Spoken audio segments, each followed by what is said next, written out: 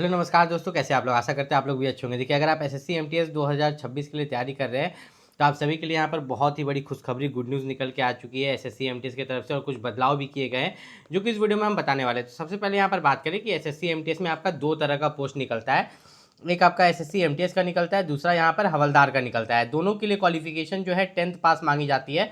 अगर आप 10th पास है तो आप इसके लिए फॉर्म अप्लाई कर सकते हैं। मेल और फीमेल दोनों फॉर्म अप्लाई कर सकते हैं। इसमें जो है मैथ का उतना रोल नहीं रहता है, मैथ और रीजनिंग क्वालिफाइंग रहता है।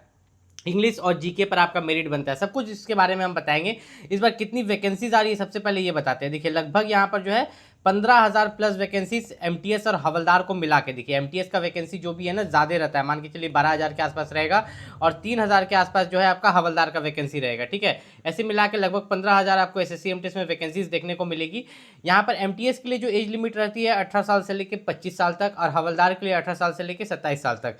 जब आप फॉर्म भरने के लिए जाते हो तो फॉर्म भरते समय आप दोनों के लिए अप्लाई कर सकते हो। ठीक है, ओबीसी को 3 साल का छूट और एससी एसटी को 5 साल का छूट। जब आप फॉर्म भरते हो तो फॉर्म भरते समय आप एमटीएस के लिए भी अप्लाई कर सकते हो और हवलदार को भी पोस्ट प्रेफरेंस में दे सकते हो। अगर आपकी एज खत्म हो चुकी है, मान लीजिए हवलदार के लिए एज 18 साल से लेकर 27 साल तक है, ठीक है, और एमटीएस के लिए 18 साल से 25 साल तक है। आपकी एज 25 साल से ज़्यादा हो गई, आप जनरल कैटेगरी से हो तो आप हवलदार के लिए अप्लाई कर सकते हो। अब इसमें जो भी एज है, आप ओबीसी कैटेगरी से हो तो 3 साल जोड़ लेना, एससी एसटी कैटेगरी से हो तो 5 साल जोड़ लेना, इन दोनों में। ठीक है, जैसे कि एक एग्जाम्पल देते हैं, मान लीजिए हवलदार के लिए एज है 18 साल से लेकर 27 साल तक। ठीक, अब आप ओबीसी कैटेगरी से हो तो आपके लिए एज बढ़ जाएगा 18 साल से लेके यहाँ पर ये 27, 28, 29, 30 तक पहुँच सकता है। ठीक है, क्योंकि आप ओबीसी से हो। एससी एसटी है तो 5 साल के लिए।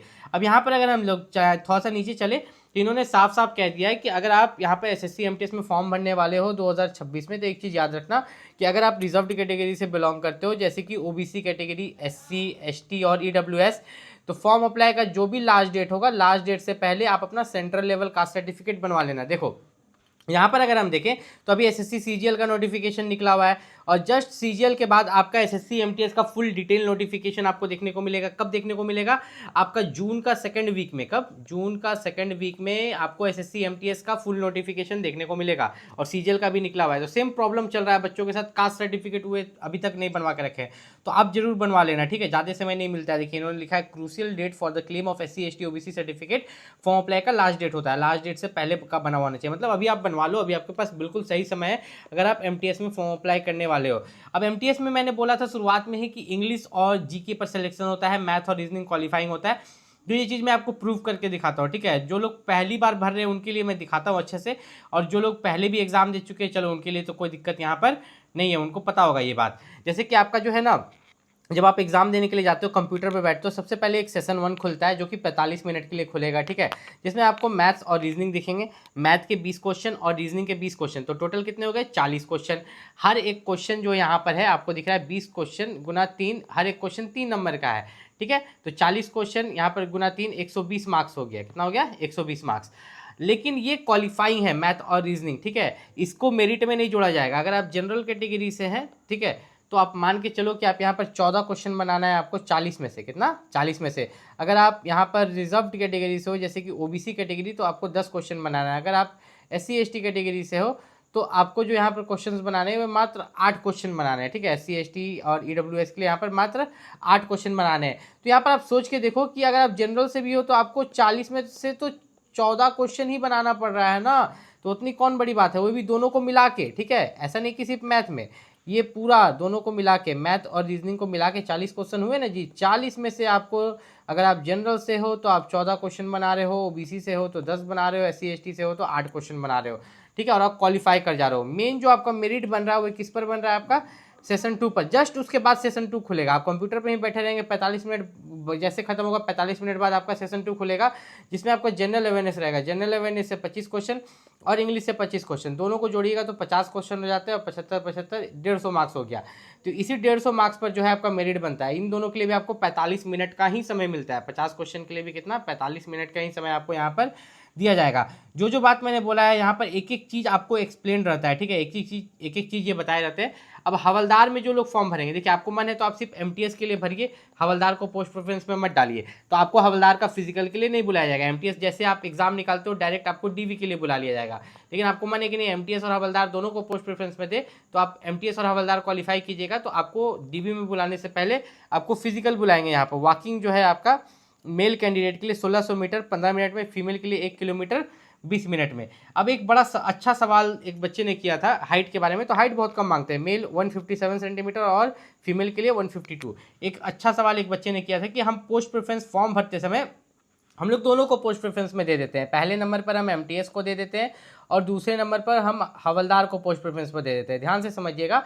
और जो आपका कट ऑफ जाता है 150 मार्क्स में से ना, आपका इंग्लिश और जीके पर जो कट ऑफ जाता है 150 मार्क्स में से, अब एमटीएस के लिए जो कट ऑफ जाता है वो 126 नंबर जाता है और हवलदार के लिए जो कट ऑफ जाता है 110 जाता है। और हम जो नंबर लेके आते हैं, मार्क्स लेके आता है बच्चा, वो बोलना चाह रहा था कि हम 130 नंबर लेके आते हैं। कितना में से? 150 में से वो 130 नंबर लेके आता है। अब होता क्या है कि वो बच्चा हवलदार का फिजिकल के लिए जाता है, ध्यान से समझिएगा, वो बच्चा हवलदार के फिजिकल के लिए जाता है और फिजिकल में फेल हो जाता है। अब मजा यहाँ पर आता है, हवलदार के फिजिकल के लिए जाता है, हवलदार के फिजिकल में फेल हो जाता है। हवलदार का कट ऑफ कितना था? 110, उसके फिजिकल के लिए गया क्योंकि ये 130 नंबर लाया था। लेकिन साथ ही साथ इसने एमटीएस को भी क्वालिफाई किया था, एमटीएस का 126 कट ऑफ था और इसने कितना लाया था? 130। कोई बात नहीं, हवलदार के फिजिकल में फेल हो गया तो हो गया, यहाँ पर इसको एमटीएस के लिए सिलेक्ट कर लिया जाएगा। किसके लिए? एमटीएस के लिए, क्योंकि इसने मार्क्स कितना लाया था? 130 और एमटीएस का कट ऑफ 126 गया था। अब यहीं पर दूसरा सिनेरियो हो सकता है, ठीक है, इसलिए मैं बोलता हूँ मेरा कोई भी वीडियो पूरा देखिए तब आपको बहुत चीज़ ज्ञान मिलेगा। अब यहाँ पर क्या हो सकता है ना कि इसने एमटीएस और हवलदार दोनों को पोस्ट प्रेफरेंस में दिया, ठीक, यहाँ पर, और इसके बाद क्या हुआ कि हवलदार के लिए एमटीएस के लिए जो कट ऑफ गया 126 और हवलदार के लिए 110। अब सिनेरियो ये हो गया कि इसने जो मार्क्स लाया, ठीक है, इसने यहाँ पर लाया 112 नंबर, कितना? 112 मार्क्स लाया। और यहाँ पर 150 में से जब आप 112 नंबर लेके आए हो तो यहाँ आप देख रहे हो कि सिर्फ हवलदार के लिए आपने क्वालिफाई किया, एमटीएस के लिए क्वालिफाई तो किया ही नहीं, एमटीएस का कट ऑफ आप क्वालिफाई कर ही नहीं पाए। अब हुआ क्या कि हवलदार का जब आप फिजिकल के लिए गए तो आप फेल हो गए। क्या हो गए? फेल। तो इस केस में आपने यहाँ पर सिर्फ हवलदार का क्वालिफाई किया था कट ऑफ और आप फेल हो गए, तो आप फेल हो गए, किसी में भी आपका सिलेक्शन नहीं हुआ क्योंकि एमटीएस का कट ऑफ आपने क्वालिफाई नहीं किया था। अब यहाँ पर तीसरा सिनेरियो देखते हैं। तीसरा सिनेरियो में क्या है कि बच्चा चाहता है कि हमको फिजिकल का झंझट ही ना रहे, वो सिर्फ एमटीएस के लिए ही फॉर्म भरा पोस्ट प्रेफरेंस में, हवलदार को दिया ही नहीं। एमटीएस का कट ऑफ 126 गया और वो मार्क्स लाया 130। अब ये सीधा चला गया कहाँ? डॉक्यूमेंट वेरिफिकेशन के लिए। तो ये आप पर डिपेंड करता है, ठीक है, ये आप पर डिपेंड करता है कि आप फॉर्म कैसे भरो, मैंने सब कुछ आपको बता दिया है। और एसएससी एमटीएस के लिए जो सबसे बेस्ट बुक है उसका लिंक भी मैंने इस वीडियो को डिस्क्रिप्शन में दे दिया, वहाँ से जाके परचेस कर सकते हैं। कोई भी दिक्कत हो आप नीचे कॉमेंट कर सकते हैं, और नीचे जहाँ कॉमेंट करने के लिए जाइएगा तो कॉमेंट को अगर आप लेफ्ट साइड में स्लाइड कीजिएगा, किधर? लेफ्ट साइड में, तो वहाँ पर एक हाइप का ऑप्शन आता है, ठीक है, हाइप इतना पॉइंट्स, तो वहाँ पर हाइप कर दीजिएगा। जब कमेंट को लेफ्ट साइड में स्लाइड कीजिएगा तो हाइप का ऑप्शन आएगा, वीडियो को हाइप कर दीजिए। एसएससी एमटीएस 2026 के लिए मैं आप लोगों के लिए एक स्ट्रैटेजी वीडियो बना दूंगा कि आप एसएससी एमटीएस को कैसे क्रैक कर सकते हैं। देखिए, जब आप एसएससी एमटीएस में फॉर्म भरते हैं तो वहाँ पर दो ऑप्शन रहते हैं, एमटीएस और हवलदार दोनों का ऑप्शन रहता है, और एक दूसरा ऑप्शन रहता है पोस्ट प्रेफरेंस का। आप जो इंडिया में जितने भी स्टेट्स हैं सभी को आप पोस्ट प्रेफरेंस में दे सकते हो कि आप कहीं भी जॉब कर सकते हो। और जब कट ऑफ जाता है तो उसी के डिपेंड होकर जाता है। मतलब मान लो किसी स्टेट का कट ऑफ जो है 150 मार्क्स में से 140 जा रहा है, कहीं 135 जा रहा है, वहीं पर आप देख रहे हो कि किसी स्टेट का कट ऑफ जो है उसी 150 मार्क्स में से 110 मार्क्स पर भी हो रहा है। तो बहुत बच्चों को तो ये बात पता नहीं रहता है। तो जिन लोगों को भी सिर्फ ऐसा है कि एसएससी एमटीएस में नौकरी लेना है तो वो उस स्टेट्स में भर देंगे। तो इसके बारे में डिटेल में स्ट्रैटेजी वीडियो एक आप लोगों के लिए बना देंगे।